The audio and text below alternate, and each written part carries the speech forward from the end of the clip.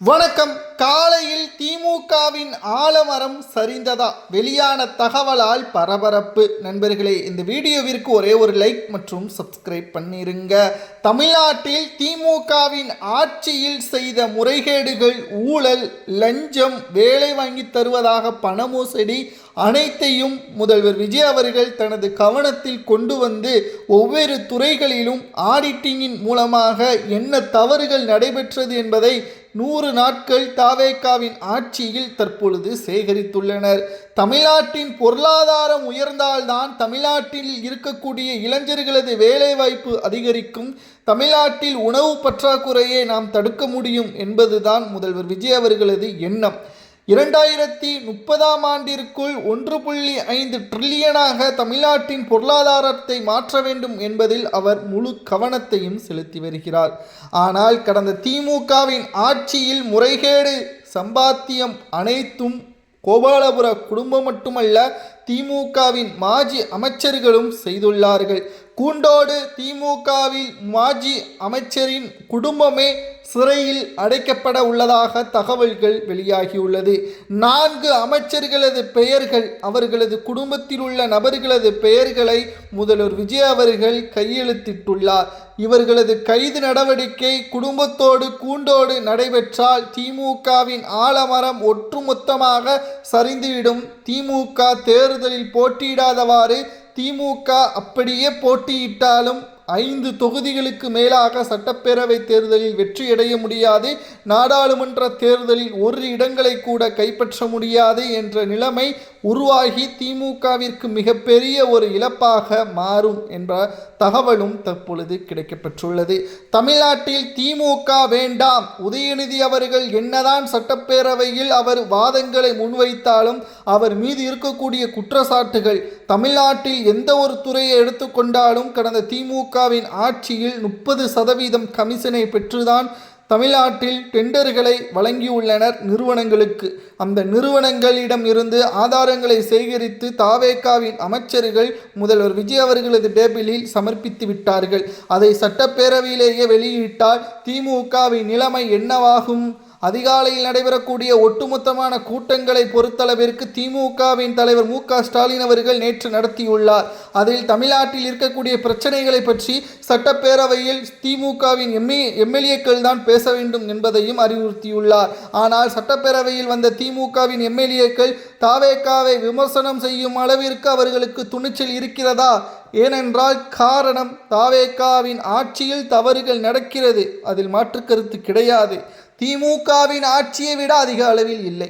எந்த அளவிற்கு தவறுகளை ஒட்டுமொத்தமாக தடுக்க முடியுமோ அதை தாவேகாவின் அரசு லஞ்சம் லாவணியம் இல்லாமல், ஊழல் இல்லாமல், கமிஷன் இல்லாமல், கரப்ஷன் இல்லாமல் நடைபெற்று கொண்டிருக்கிறது. ஆனால் திமுகவின் ஆட்சியில் அதை சொல்ல முடியுமா?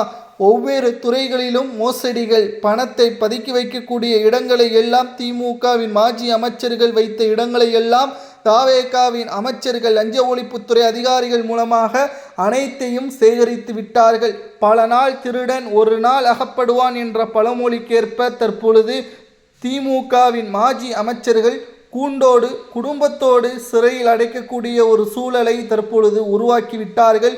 இனியும் திமுக தமிழ்நாட்டில் தேர்தலில் போட்டியிட முடியாது.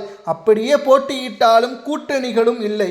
விசிக, கம்யூனிஸ்ட், காங்கிரஸ், முஸ்லீம் லீக் போன்ற மிக முக்கியமான கட்சிகள் திமுகவின் அங்கம் இல்லை என்றால் திமுக எப்படி தேர்தலில் போட்டியிடும், வாக்கு சதவீதம் எப்படி பெறும் என்பது எல்லாம் மு.க. ஸ்டாலின் அவர்களுக்கு மிகப்பெரிய மனக்கவலையாக மாறிவிட்டது. அதனால்தான் கடந்த 3 நாட்களாக அவர் பொதுவெளியிலேயே கலந்து கொள்ளவில்லை. எந்த ஒரு நிகழ்ச்சிகளிலும் அவர் கலந்து கொள்ளவில்லை. நடைபெறக்கூடிய 7 சட்டமன்ற தேர்தல் இடைத்தேர்தலை பொறுத்தளவிற்கு ஆளும் தாவேகாவின் அரசு சரியில்லை என்றால் அந்த 7 சட்டமன்ற இடைத்தேர்தலும் திமுக வெற்றியடையலாம். ஆனால் 100 நாட்கள் தாவேகாவின் ஆட்சி சிறப்பாக இருந்தது. 7 தொகுதிகளிலும் தாவேகா அல்லது அதிமுக வெற்றியடைந்து விட்டால் நிச்சயம் திமுகவின் நிலைமை ஒட்டுமொத்தமாக கூண்டோடு திமுகவின் ஆட்சி அதிகாரத்திற்கு தமிழக மக்கள் முற்றுப்புள்ளி வைத்து விட்டார்கள். எப்படி கலைஞர் அவர்களால் முதல்வராக பொறுப்பேற்க முடியாத சூழல் ஏற்பட்டதோ அதேபோல மு.க.ஸ்டாலினுக்கும் உதயநிதி அவர்களுக்கும் அடுத்த 30 ஆண்டுகள் முதல்வராகவோ துணை முதல்வராகவோ வருவதற்கான வாய்ப்புகள் இல்லை என்ற தகவலை ஆணித்தரமாக மக்கள் தீர்ப்பளித்து விட்டார்கள் என்பதில் துளி அளவு கூட மாற்று கருத்தோ சந்தேகமோ இல்லை என்ற தகவலையும் இதன் மூலம் நம்மால் பார்க்க முடிகிறது. தமிழக அரசியலை பொறுத்தளவிற்கு மிகப்பெரிய அளவிலான மாற்றங்கள், ஒட்டுமொத்தமான திமுக வெற்றியடைவதற்கான எந்த ஒரு வழிவகையும் தமிழக மக்கள் இனியும் திமுகவிற்கு வாய்ப்புகளை அளிக்க மாட்டார்கள்.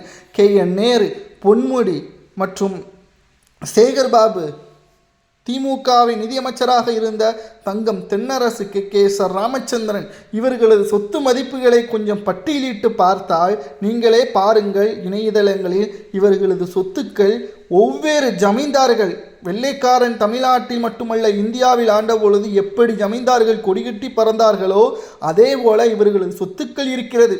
இந்த சொத்துக்கள் எல்லாம் இவர்கள் எப்படி கல் உடைத்து மண் சுமந்து சேகரித்தார்களா? எல்லாம் மக்கள் பணம், எல்லாமே மக்களின் வரிப்பணம்தான் என்பதில் துளி அளவு கூட மாற்று கருத்து கிடையாது. இவர்களை எல்லாம் குட்டி ஜமீன்தார்களை எல்லாம் தமிழக மக்கள் இந்த தேர்தலில் 70% தோற்கடித்து விட்டார்கள். அடுத்த தேர்தலில் 30%ஐயும் சேர்த்து 100% முழுவதுமாக தோற்கடிப்பார்கள் என்ற தகவலும், அது மட்டுமல்ல திமுகவின் மாஜி அமைச்சர்கள் செய்த முறைகேடுகள், அவர்களது குடும்ப உறுப்பினர்களும் இதில் நேரடியாக சம்பந்தப்பட்டிருப்பதால் கூண்டோடு குடும்பத்தோடு திமுகவின் மாஜி அமைச்சர்கள் சிறையில் அடைத்தால் திமுகவின் ஆலமரமே சுக்குநூறாக உடைந்துவிடும். திமுக மீண்டும் தமிழ்நாட்டில் வளர்ச்சியடைவதற்கு மிகப்பெரிய கடினமான சூழல் உருவாகும் என்ற தகவல் அரசியல் வட்டாரத்தில் வெளியாகி பெரும் பரபரப்பை ஏற்படுத்தியுள்ளது. திராவிட முன்னேற்ற கழகத்தை பொறுத்தளவிற்கு சாதாரணமாக எண்ணிவிடக்கூடாது. ஏனென்றால் திமுகவிற்கு வெற்றியும் தோல்வியும் சகஜமா என்று கேட்டால் சகஜம்தான். அம்மா புரட்சித் தலைவர் ஜெயலலிதா அவர்கள் இருக்கும் வரைக்கும் திமுக ஆட்சி அமைக்க முடியாமல் இருந்தது. அவர் இன்றைக்கும் உயிரோடன் இருந்திருந்தாலும் திமுக ஆட்சி அமைக்க முடியாமல் தான் இருந்திருக்கும். அந்த அளவிற்கான வெற்றியே தக்க வைத்திருந்த மறைந்த முன்னாள் முதல்வர் ஜெயலலிதா அவர்கள். ஆனால் இப்பொழுது அந்த இடத்தை தாவேக கைப்பற்றிவிட்டது. இதனால் திமுகவை பொறுத்தளவிற்கு அடுத்த 25 ஆண்டுகள் ஆனாலும் 50 ஆண்டுகள் ஆனாலும் திமுகவை பொறுத்தளவிற்கு தாவேகாவின் விஜய் அவர்கள் இருக்கும் வரைக்கும் திமுகவால் வெற்றியடைய முடியாது. திமுகவின் ஆலமரம் சரிந்ததுதான் என்று அரசியல் வட்டாரங்களிலும் சமூக ஊடகங்களிலும் தகவல்களை நம்மால் பார்க்க முடிகிறது. திராவிட முன்னேற்ற கழகத்திற்கு மிகப்பெரிய ஒரு தலைவலியாக தற்பொழுது மாறியுள்ளது. 2026 சட்டசபை தேர்தலிலேயே திமுகவின் தலைவர் மு.க.ஸ்டாலின் அவர்கள் நொந்துவிட்டார். சில பொதுமேடைகளில் இன்னமும் நான் தான் முதல்வர் என்று மனதளவில் அதை வெளிப்படுத்த முடியாமல், தான் தோல்வியடைந்து விட்டேன் என்ற வெளிப்படுத்த முடியாமல் இன்னமும் அவர்தான் முதல்வர் என்று அவரை சுற்றி இருக்கக்கூடியவர்கள் நம்ப வைத்துக் கொண்டுதான் இருக்கிறார்கள் என்பதிலும் நமக்கு மாற்று கருத்து கிடையாது.